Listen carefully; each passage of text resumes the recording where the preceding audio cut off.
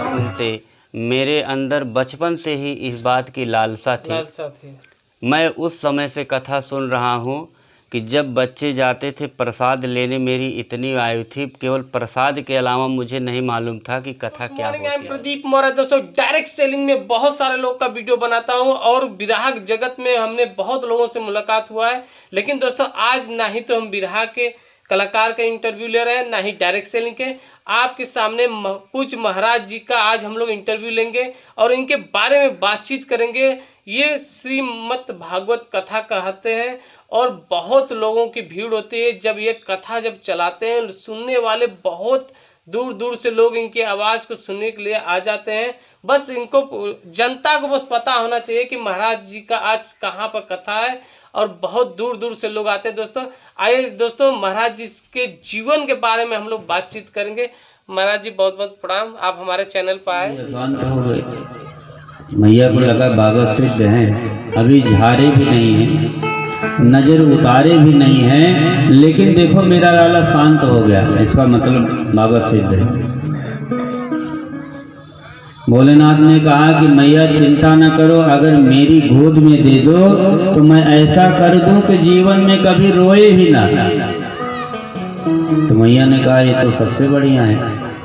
और जब भोलेनाथ की गोद में दे दिया तो भगवान तो रोना बंद कर दिए हैं, लेकिन उनको देखकर भोलेनाथ रोना शुरू कर दिए, उनकी आंखों से अश्रु आ गए।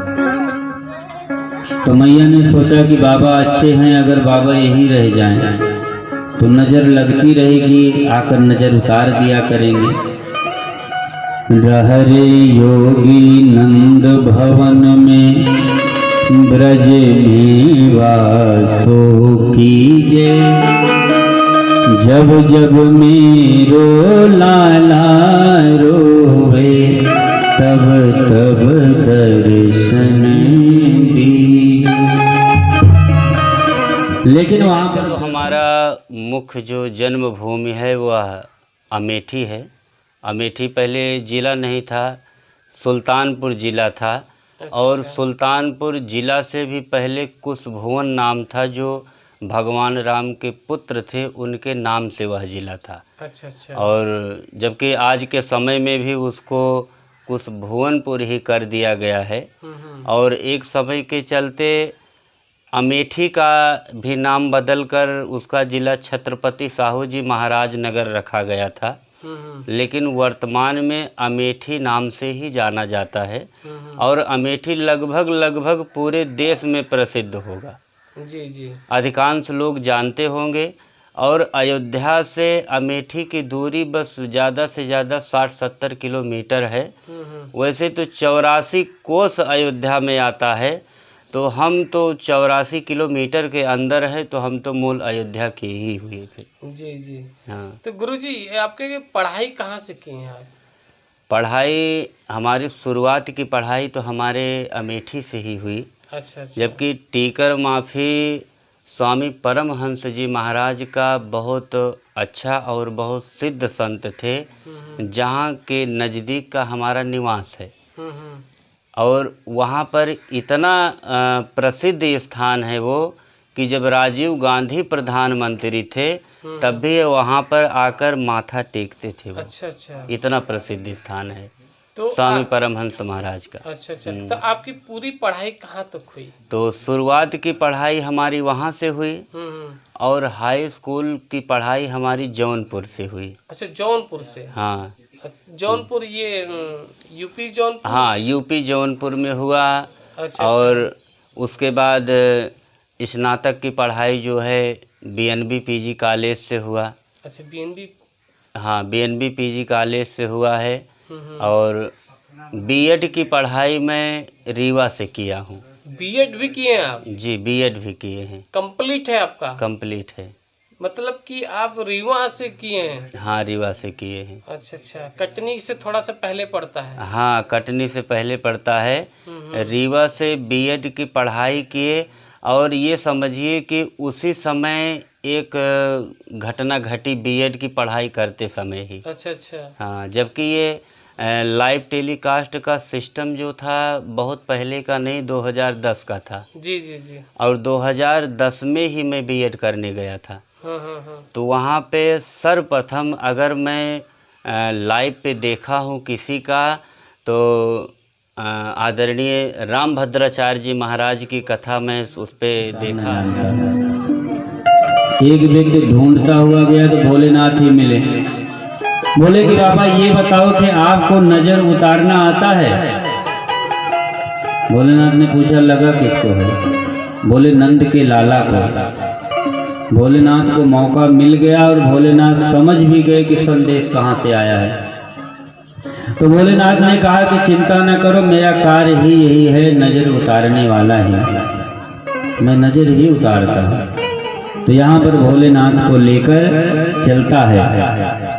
चल रे योगी नंद भवन में, तो ही यशोदा मात बुलावे, वाके लाला को नजर लगी है, राई लोन करे मावे। तो गए, जैसे भोलेनाथ सामने गए, मैया लगा। अच्छा। और दूसरी बार अगर देखा हूँ तो स्वामी चिन्मयानंद बापू जी की कथा देखा हूँ, जिनसे मैं प्रेरित होकर कथा सुनते सुनते मेरे अंदर बचपन से ही इस बात की लालसा थी। मैं उस समय से कथा सुन रहा हूँ कि जब बच्चे जाते थे प्रसाद लेने, मेरी इतनी आयु थी, केवल प्रसाद के अलावा मुझे नहीं कन्हैया को उठाने जा रहे थे, इसने मारा, पैर से ऊपर चला गया। माताओं ने कहा कि आज तो करवट लिया है ये, और ये मारेगा तो इतने ऊपर चला जाएगा। कौन विश्वास करे? कोई विश्वास नहीं किया बात। इस तरह से सकटासुर को भी भगवान ने मारा, उसका उद्धार। भोले बाबा भी आए हैं दर्शन करने के लिए। अब भोले बाबा का स्वरूप ऐसा, इसके पहले कितने राक्षस आ चुके हैं, तो मैया डर भी रही हैं। बोले कि बाबा दर्शन न कराएंगे। तो भोलेनाथ सोच रहे हैं इतनी दूर से आया हूँ, दर्शन भी नहीं होगा तो आना बेकार हो जाएगा। कन्हैया से निवेदन करते हैं कि तुम ही कुछ करो। तो छोटा सा बालक कर क्या सकता है? तो छोटा सा बालक रो सकता है, कुछ नहीं कर सकता तो रो सकता है। तो कन्हैया जोर जोर से रोना शुरू किए। मैया को लगा कि इनको नजर लग गई तो क्या करना। उस समय मैं कथा सुनता था और प्रसाद लेता था, लेकिन कथा मुझे इतनी अच्छी लगती थी बचपन में कि कथा सुनते समय कोई अगर मुझे कह दे कि ये काम करना है तो मुझे बड़ा गुस्सा आ जाता था। इतनी कथा अच्छी। लाला ने करवट लिया है तो आज उत्सव मनाया जाए। उत्सव मनाने के लिए बुलाया सबको, लेकिन उस समय कन्हैया सो रहे हैं। तो बोले कि उत्सव अभी ना मनाया जाए। तो कन्हैया के पालने को ले जाकर बैलगाड़ी के पास कर दिया और सब लोग उत्सव मनाने लगे। सकटासुर आता है बैलगाड़ी के रूप में, कन्हैया को पालने में ही दबाकर मारने के लिए आया है। और इधर भगवान रो रहे हैं, लेकिन कोई ध्यान नहीं दे रहा, सब उत्सव में लगे हुए हैं। जैसे सकटासुर नजदीक आया, एक बालक गया है कन्हैया को उठाने के लिए, तब से पग प्रहार किया और सकटासुर दूर ऊपर गया और धड़ाम से जब गिरा तो सब लोग देखे कि कैसे गई इतनी। ना कोई आंधी ना कोई तूफान, तो इतना ऊपर गया कैसे? तो बालक ने कहा कि हम बताएं कैसे गया। जिए तेरा लाल सदा खुशहाल, सदा तेरा नाम करेगा। जय जयकार करे संसारी, ऐसे काम करेगा। भलाई का बदला भला ही मिला है। औलाद वालों बोलो बोलो, औलाद वालों बोलो बोलो। भूखे गरीब की ये ही दुआ है। औलाद वालों बोलो बोलो, औलाद वालों बोलो कमी की। गंगाराम जी आएंगे। तूने देने में ना कमी की, मैं मांगता गया देने में ना कमी की, हर देने में ना कमी की, मांगता देने में ना कमी की, देने में ना कमी की, मैं मांगता गया देने में ना कमी की, मैं मांगता गया। कृपा तेरी भगवन, कृपा तेरी भगवन, चाहत ये बन गया। कृपा तेरी भगवन, चाहत ये बन गया। तेरे बिना नहीं के मैं मांगता गया, तेरे बिना नहीं के।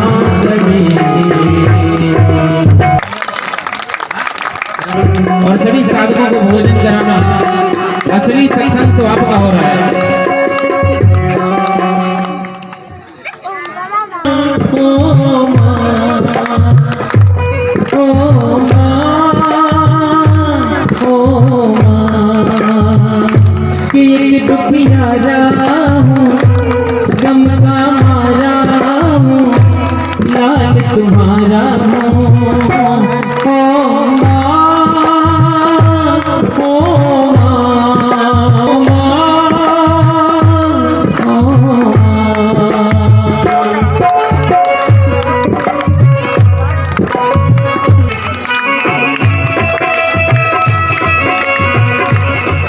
सीमा विश्वकर्मा आएंगे। सीमा विश्वकर्मा। माँ बच्चों की जहाँ होती है वो होती है किस्मत वाली, जिनकी माँ होती है कितनी सुंदर है, कितनी प्यारी है, प्यारी प्यारी है। ओ माँ, ओ माँ। उषा विश्वकर्मा और राजेश विश्वकर्मा। उषा विश्वकर्मा।